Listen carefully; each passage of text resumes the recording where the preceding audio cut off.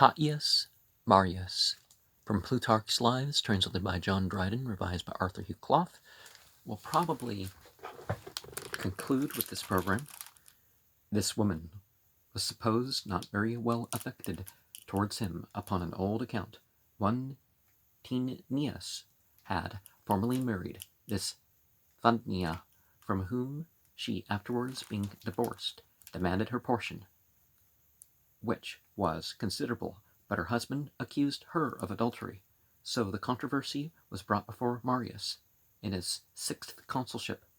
When the case was examined thoroughly, it appeared both that Phania had been incontinent, and that her husband, knowing her to be so, had married and lived a considerable time with her, so that Marius was severe enough with both, commanding him to restore her portion, and laying a fine of 4 copper coins upon her, by way of disgrace.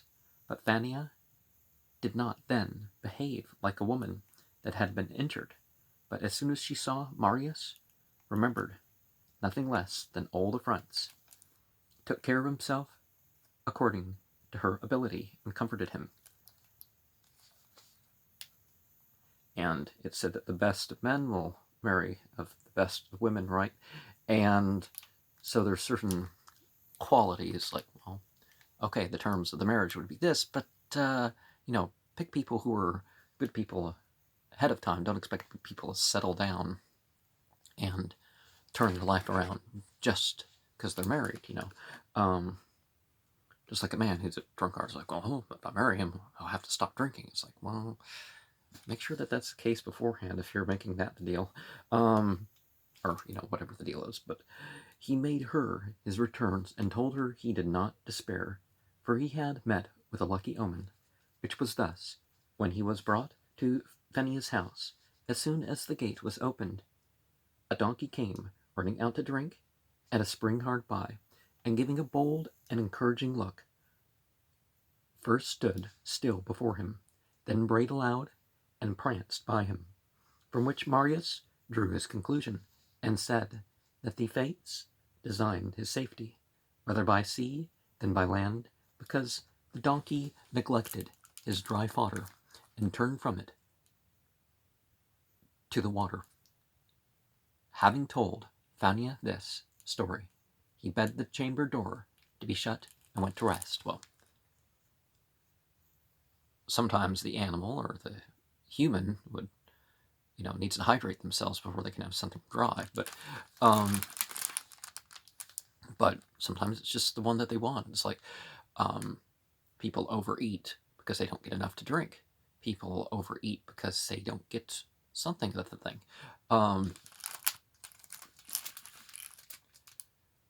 Meanwhile, the magistrates and councillors of Miniturna consulted together and determined not to delay any longer, but immediately to kill Marius. And when none of their citizens durst undertake the business, a certain soldier, a Gaulish or Cimbrian horseman, the story is told both ways, went in with his sword drawn to him. The room itself was not very light. That part of it especially where he lay was dark. From at him and a loud voice to say, out of the dark, fellow, darest thou kill Caius Marius? The barbarian hence hereupon immediately fled, and leaving his sword in the place, rushed out of doors, crying only this: I cannot kill Caius Marius.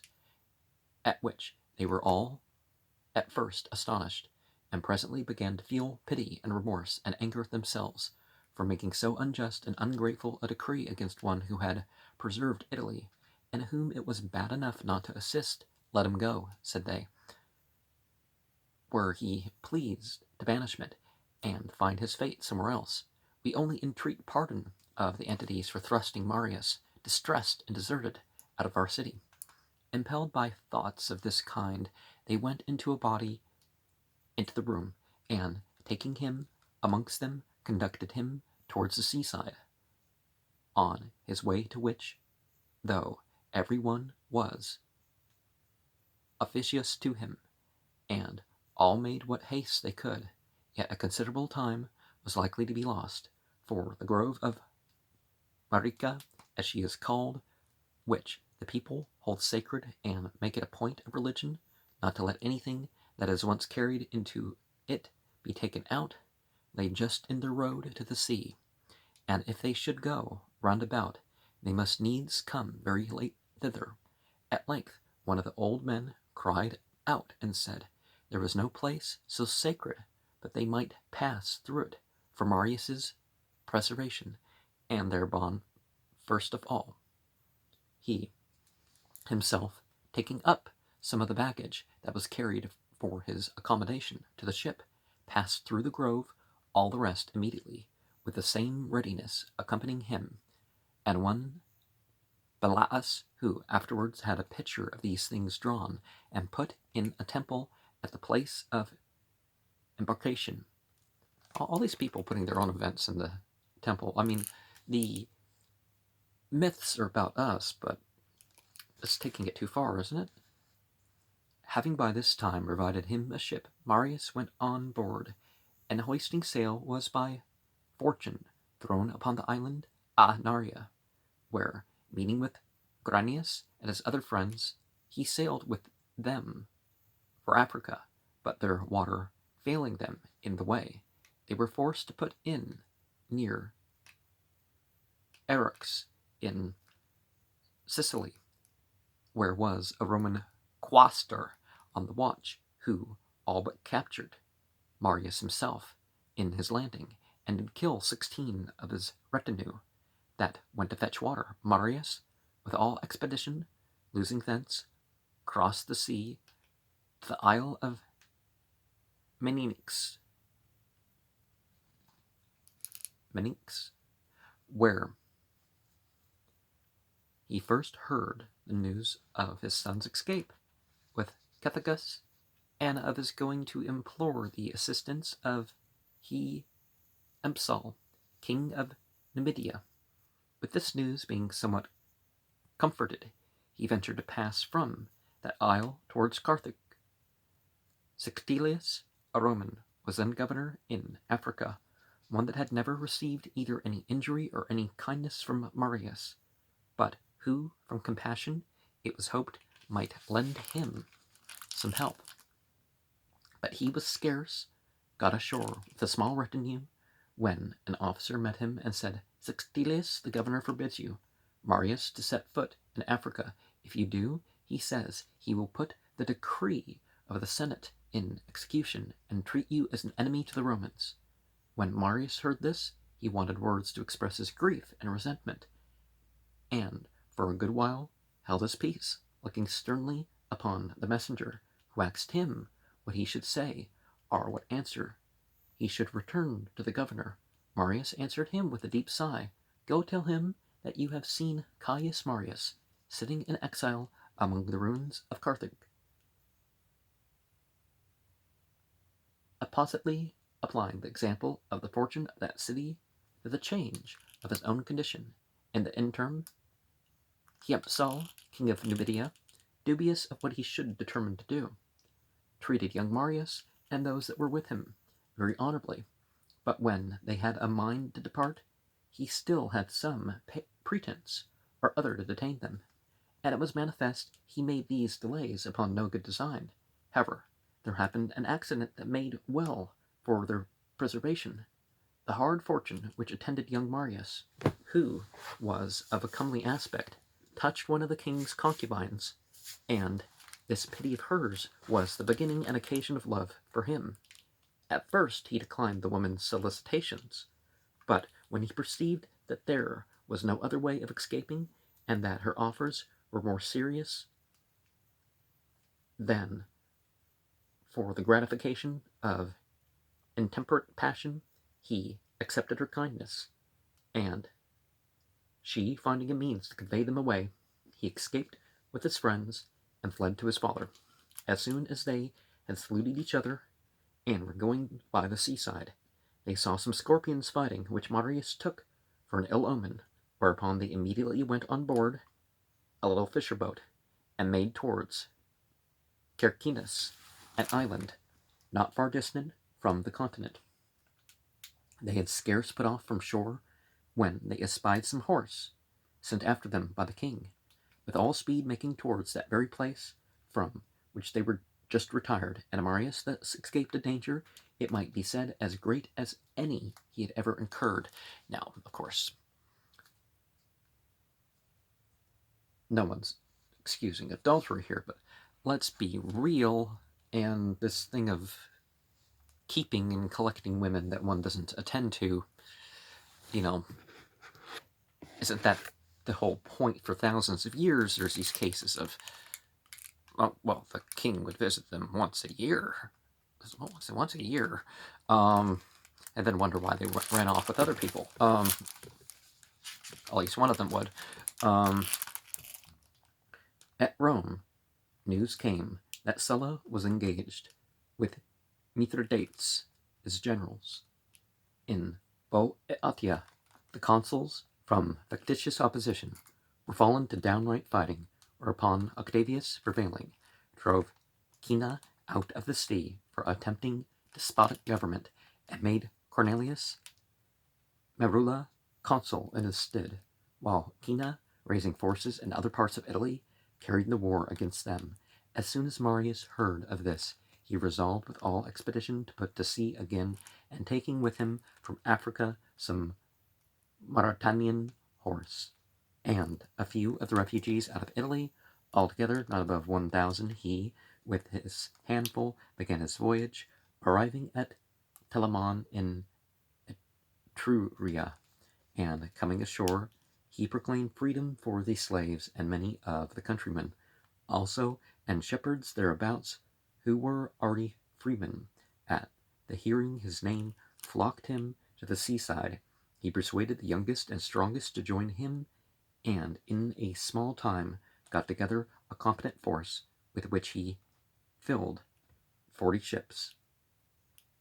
Knowing Octavius to be a good man, and willing to execute his office with the greatest justice imaginable, and Cinna to be suspected by Sulla, and in actual warfare against the established government, he determined to join himself and his forces with the latter. He, therefore, sent a message to him to let him know that he was ready to obey him as consul. When Cinna had joyfully received his offer, naming him proconsul, and sending him the fasces and other ensigns of authority, he said that the grandeur did not become his present fortune, but wearing an ordinary habit, and still letting his hair grow as it had done from that very day he first went into banishment, and being now above 70 years old, 70, he came slowly on foot, designing to move people's compassion, which did not prevent, however, his natural fierceness of expression from still predominating, and his humiliation still let it appear that he was not so much dejected as exasperated by the change of his condition. Having saluted Cinna and the soldiers, he immediately prepared for action, and soon made a considerable alteration in the posture of the fares. He first cut off the provision ships, and plundering all the merchants, made himself master of the suppliers of corn. Then, bringing his navy to the seaport towns, he took them, and at last, becoming master of Ostia by treachery, he pillaged that town, and slew a multitude of the inhabitants, and, blocking up the river, took from the enemy all hopes of supply by the sea. Then marched with the army towards the sea, and posted himself upon the hill called Janiculum. The public interest did not receive so great damage from Octavius's unskillfulness in his management of affairs as from his omitting needful measures through too strict observations of the law, when several advised him to make the slaves free. He said that he would not give slaves the privilege of the country, from which he then, in defense of the laws, was driving away Marius, when Metellus, son to that Metellus who was general in the war in Africa, and afterwards banished through Marius's means, came to Rome, being thought a much better commander than Octavius, the soldiers, deserting the consul, came to him and desired him to take the command of them and preserve the city, that they, when they had got an experienced, valiant commander, should fight courageously and come off conquerors. But when Metellus, offended at it, commanded them angrily to return to the consul, they revolted to the enemy. Metellus, too, seeing the city in desperate condition, left it, but a company of Chaldaeans, sacrificers and interpreters of the Sibyl's books, persuaded Octavius that things could turn out happily and kept him at Rome. He was indeed of all the Romans the most upright and just, and maintained the honor of the consulate without cringing or compliance, as strictly in accordance with ancient laws and usages as though they had been immutable mathematical truths, and yet fell, I know not how, into some weakness, giving more observance to fortune-tellers and diviners than to men skilled in civil and military affairs. He, therefore, before Marius entered the city, was pulled down from the rostra and murdered by those that were sent before by Marius. And it is reported that there was a Chaldaean writing found in his gown when he was slain, and it seemed a thing very unaccountable that two famous generals, Marius, should be often successful by their observing divinations, and Octavius ruined by the same means. What was it, the Pahlavi script or something? Or the Vestin or something. Well, they knew it was a Persian script nonetheless. When a fair, or maybe it was some cuneiform thing, I don't know why did they say it was Chaldean. When affairs were in this posture, the Senate assembled and sent a deputation to Cinna and Marius, desiring them to come into their city peaceably and spare the citizens. Cinna, as consul, received the embassy sitting in the curule chair, and returned a kind answer to the messengers. Marius stood by him and said nothing, but gave sufficient testimony by the gloominess of his countenance and the sternness of his looks, that he would in a short time fill the city with blood. As soon as the council arose, they went towards the city, where Cinna entered with his guards, but Marius stayed at the gates, and dissembling his rage, professed that he was then an exile and banished his country by course of law, that if his presence were necessary, they must, by a new decree, repeal the former act by which he was banished, as though he were indeed a religious observer of the laws, and as if he were returning to a city free from fear or oppression. Hereupon the people were assembled, but before 3 or 4 tribes had given their votes, throwing up his pretenses and his legal scruples about his banishment, he came into the city with a select guard of the slaves who had joined him, whom he called Bardai. These proceeded to murder a number of citizens, as he gave command, partly by word of mouth, partly by the signal of his nod. At length, and Caius, a senator, and one that had been praetor, coming to Marius, and not having been resaluted by him, they, with their drawn swords, slew him before Marius' face, and henceforth this was their token, immediately to kill all those who met Marius, and saluting him, were taken no notice of, nor answered with the like courtesy, so that his friends were not without dreadful apprehensions and horror, whensoever they came to speak with him. When they had now butchered a great number, Cinna grew more remiss, and cloyed with murderers. But Marius' rage continued still fresh and unsatisfied, and he daily sought for all that were any way suspected by him. Now was every road and every town filled with those that pursued and hunted them that fled and hid themselves, and it was remarkable that there was no more confidence to be placed, as things stood, either in hospitality or friendship, for there were found but a very few that did not betray those that fled to them for shelter, and thus the servants of Cornutus deserve the greater praise and admiration, who, having concealed their master in the house, took the body of one of the slain, cut off the head, put a gold ring on the finger, and showed it to Marius's guards, and buried it with the same solemnity as if it had been their own master. This trick was perceived by nobody, and so Cornutus escaped and was conveyed by his domestics into Gaul. Marcus Antonius, the orator, though he too found a true friend, had ill fortune. The man was but poor and a plebeian, and he was entertaining a man of the greatest rank in Rome, trying to provide for him with the best he could. He sent his servant to get some wine of a neighboring vintner. The servant carefully tasting it, and bidding him draw better, the fellow asked him what was the matter, that he did not buy new and ordinary wine, as he used to do, but richer and of a greater price. He, without any designs, told him, as his old friend and acquaintance, that his master entertained Marcus Antonius, who was concealed with him, the villainous vintner. As soon as the servant was gone, went himself to Marius, then at supper, and being brought into his presence, told him he would deliver Antonius into his hands. As soon as he heard it, it is said that he gave a great shout and clapped his hands for joy, and had very nearly risen up and gone to the place himself, but being detained by his friends, he sent Annius and some soldiers with him, and commanded him to bring Antonius's head to him with all speed.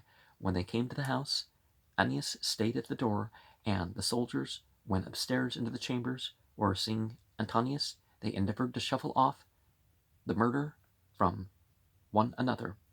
For so great, it seems, were the graces and charms of his oratory, that as soon as he began to speak and beg his life, none of them durst touch or so much as look upon him, but hanging down their heads, every one fell a-weeping. When their stay seemed something tedious, Annius came up himself and found Antonius discoursing, and the soldiers astonished and quite softened by it, and calling them cowards, went himself and cut off his head. Well, once you stated one's principles, wonder what the argument was, why not to kill him, right?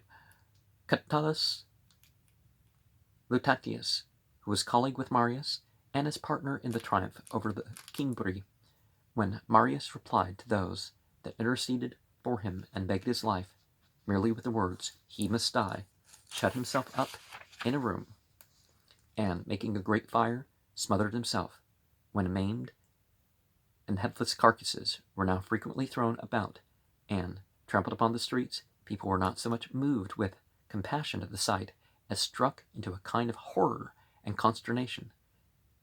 The outrages of those that were called Bardai was the greatest grievance. These murdered the masters of families in their own houses, abused their children, and ravished their wives, and were uncontrollable in the rapine and murders, till those of Cinna's and Sertorius's party, taking counsel together, fell upon them in the camp, and killed them every man. Yeah, you give people license to do stuff, and then they do other stuff, right? Or do it to those that you haven't given them permission.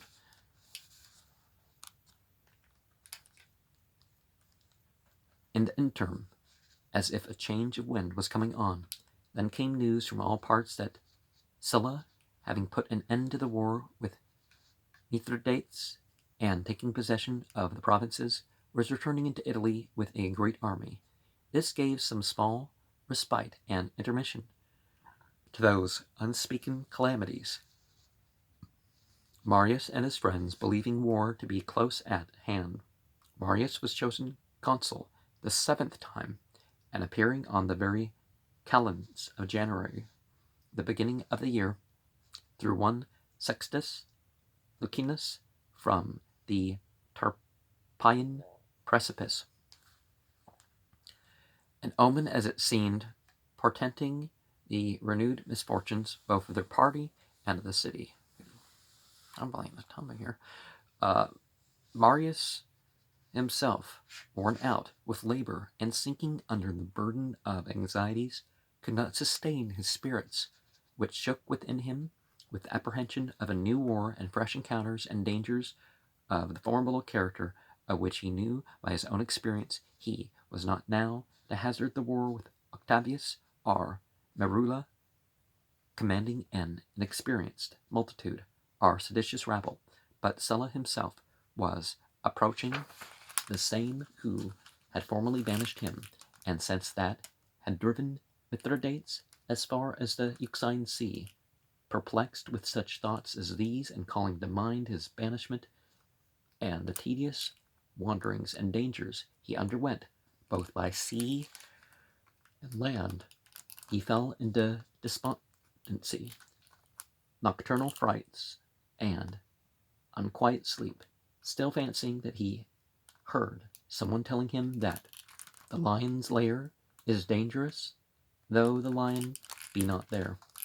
Above all things, fearing to lie awake, he gave himself up to drinking deep, and besotting himself at night in a way most unsuitable to his age. Well, if it's a mistake, it's unsuitable to any age, right? By all means, provoking sleep as a diversion of its thoughts. At length, on the arrival of a messenger from the sea, he was seized with new alarms, and so what with his fear for the future, and what with the burden and sanctity of the present on some slight predisposing cause, he fell into a pleurisy, as Posidonius the philosopher relates, who says he visited and conversed with him when he was sick about some business relating to his embassy. Now, both alcohol and barbiturates are not good repression mechanisms. You don't get a better sleep. You may get sleep, but you don't get you get a worse sleep. Caius Piso, an historian, tells us that Marius, waking after supper with his friends, fell into conversation with them about his past life, and after reckoning up the several changes of his condition that from the beginning had happened to him, said that it had not become a prudent man to trust himself any longer with fortune, and thereupon taking leave of those that were with him, he kept his bed 7 days and then died. Some say his ambition betrayed itself openly in his sickness, and that he ran into an extravagant frenzy, fancying himself to be general in the war against Mithridates, throwing himself into such postures and motions of his body as he had formerly used when he was in battle, with frequent shouts and loud cries, with so strong and invincible a desire of being employed in that business, had been possessed through his pride and emulation.